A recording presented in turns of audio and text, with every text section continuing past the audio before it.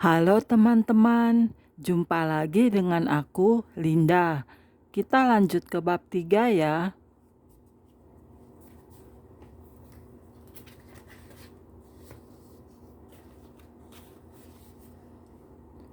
Oke, mari kita mulai.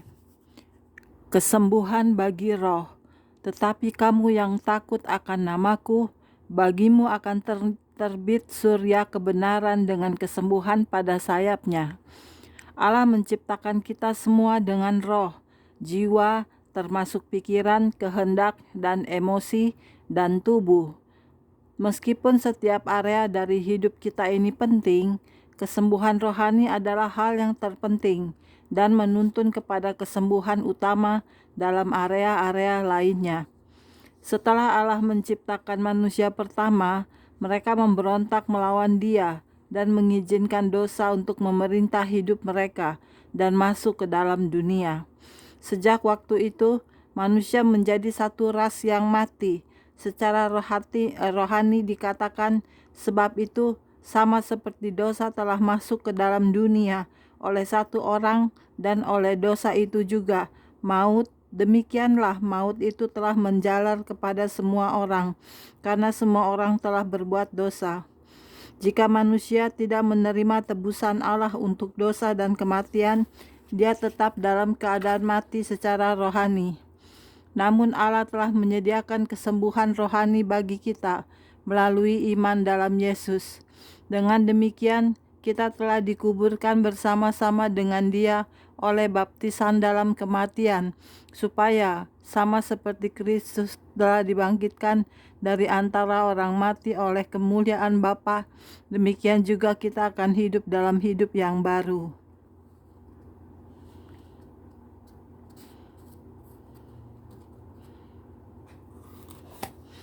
Keselamatan dan kesembuhan. Pengampunan dosa bisa membukakan jalan untuk kesembuhan jasmani dan emosional, khususnya jika dosa yang menyebabkan kesakitan.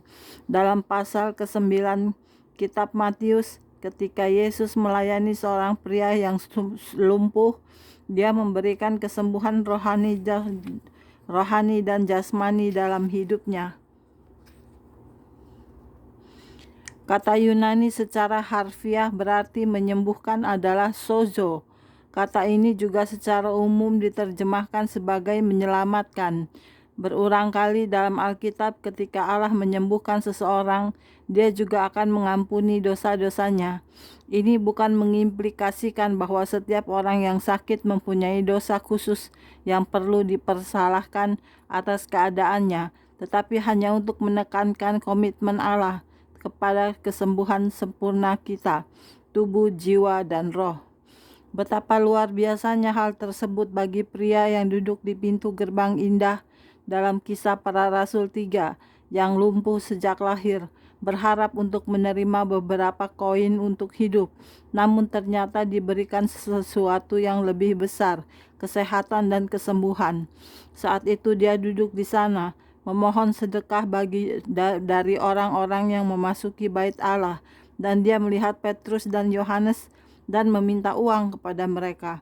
Petrus dan Yohanes menjawab, "Emas dan perak tidak ada padaku, tetapi apa yang kupunyai kuberikan kepadamu. Demi nama Yesus Kristus, orang Nazaret itu, berjalanlah." Ada ribuan orang kaya yang uangnya tidak bisa membeli kesehatan dan kepenuhan baik secara jasmani, mental, emosional, atau rohani. Seringkali kita memandang kepada mereka yang kaya dan bertanya-tanya, bagaimana mungkin mereka bisa demikian tidak bahagianya dengan semua uang itu. Uang benar-benar tidak bisa membeli kebahagiaan sejati atau kepenuhan.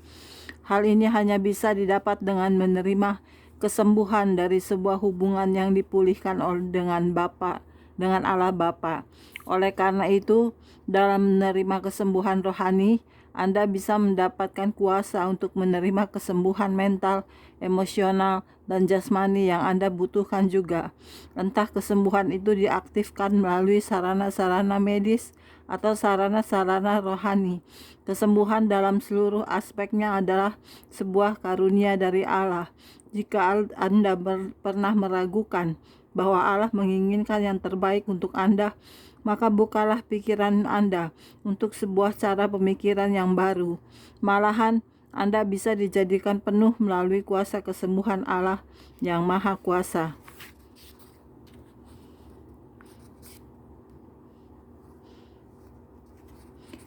Realita kematian rohani.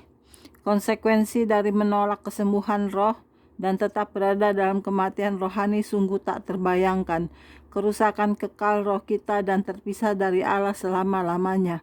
Bertahun-tahun yang lalu, ketika Yesus pertama kali muncul kepada saya dalam penglihatan dan pewahyuan di malam hari, Dia memberitahu saya bahwa Dia akan membawa saya dalam sebuah perjalanan dengannya ke neraka. Setelah menunjukkan kepada saya beberapa bagian neraka, Dia kemudian menunjukkan surga kepada saya. Yesus juga memberitahu saya bahwa saya akan melihat berbagai hal yang mengerikan di neraka yang akan saya tuliskan dalam sebuah buku untuk menolong orang-orang di seluruh dunia menerima keselamatan dan keluar dari keterpisahan dan dengan Allah selama-lamanya. Saya telah bepergian sekitar 90 negara untuk menyampaikan pesan ini, dan hari ini banyak jiwa masih diselamatkan oleh ribuan orang yang telah mendengar kesaksian saya atau membaca tentang hal tersebut dalam buku saya. Sebelum membawa saya ke neraka, Yesus mengangkat tangannya dan atap rumah saya terbuka. Roh saya terasa keluar dari tubuh saya dan saya berdiri di sisi Tuhan.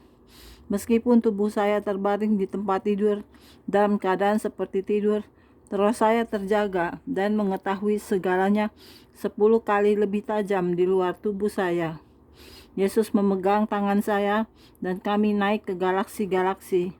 Saya melihat sebuah gulungan bertuliskan Mazmur 91 tergantung di atas rumah saya, dan 3 barisan malaikat mengelilingi rumah saya. Beberapa dari para malaikat tersebut sangatlah tinggi dan memiliki pedang yang panjang. Jika ada kejahatan apapun mendekati rumah saya, para malaikat akan mengambil pedang mereka dan membakar kegelapan. Para malaikat perang ada di sekeliling kami, dan jika Anda memanggil Allah, Dia akan mengirimkan pertolongan untuk Anda. Yesus dan saya kemudian mulai turun ke pintu gerbang yang menuju ke neraka. Ada sebuah tembok abu-abu dan di belakangnya ada ribuan kuasa iblis. Saya melihat iblis yang terlihat seperti kecoa yang tingginya kira-kira 12 kaki bersamaan dengan laba-laba yang memiliki ukuran yang sama besarnya. Para iblis dengan silet di punggung mereka berkelana ke sana kemari. Kecoa-kecoa itu adalah iblis-iblis yang jahat di dunia. Banyak orang tidak menyadari bahwa kita sedang berada dalam peperangan rohani dengan kekuatan iblis yang tak terlihat. Saat Yesus dan saya menuruni gerbang ini, saya bisa mendengar ribuan suara berteriak, "Biarkan saya mati, biarkan saya mati." Tidak ada seorang pun yang peduli dengan jiwa saya. Sepenglihatan saya, ada lubang-lubang api di tanah, dan dalam setiap lubang itu ada sebuah kerangka. Itu adalah orang-orang yang telah meninggal dan menuai apa yang telah mereka tabur di bumi.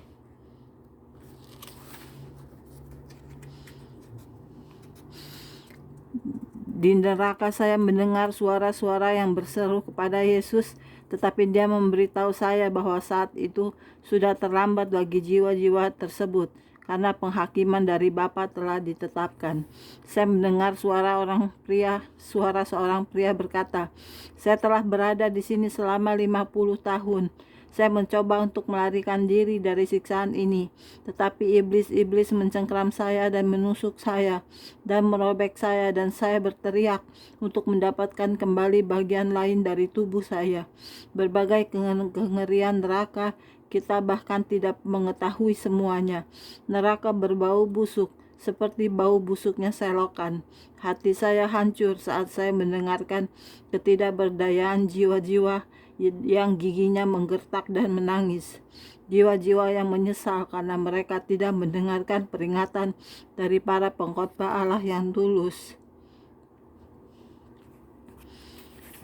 Saya melihat kerangka yang tersisa dari seorang wanita, dan suaranya berseru, "Tuhan, saya akan berbuat baik jika Engkau mengeluarkan saya dari neraka. Saya tidak ingin berada di sini lagi. Saya mendengarkan firman pertobatan dan kasih-Mu ketika saya berada di bumi. Saya ingat akan keluarga saya di bumi, dan beberapa di antara mereka telah datang kemari. Saya ingat akan Injil yang pernah diberitakan kepada saya. Setiap hari, lubang-lubang ini semakin penuh Tuhan. Tolong keluarkan saya dari sini." Yesus mulai menangis dan dia mulai menangis. Yesus berkata kepadanya, "Penghakiman Bapakku telah ditetapkan, sudah terlambat." Dan saat Yesus dan saya terus melangkah, saya mendengar banyak suara dari jiwa-jiwa yang dihukum terus berseru dalam kesedihan yang mendalam kepada dia saat dia melintas. Selagi kita berada di sini di bumi, kita harus berhenti untuk takut terhadap tiupan angin yang iblis hembuskan, karena hanya sedemikian saja dirinya. Jika dibandingkan dengan kuasa Allah, hanya angin saja. Kita harus berpaling kepada jalan-jalan Allah sekarang, karena di neraka tidak ada jalan keluar. Ketika orang-orang di dalam neraka mencoba untuk mendaki keluar dari lubang, iblis-iblis akan mendorong mereka turun kembali dan membakar mereka lebih parah lagi. Iblis-iblis itu benar-benar tidak berbelas kasihan. Mereka menyiksa jiwa-jiwa dengan mengatakan, "Kami telah menipu kalian. Kami telah menipu kalian."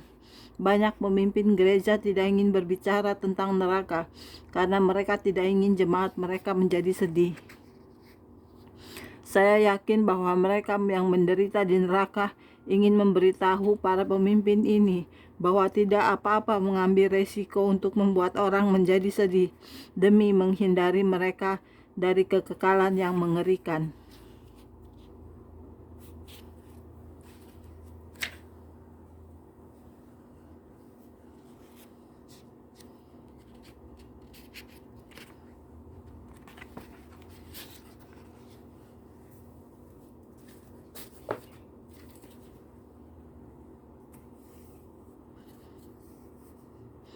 Oke, sekian dulu untuk hari ini videonya ya.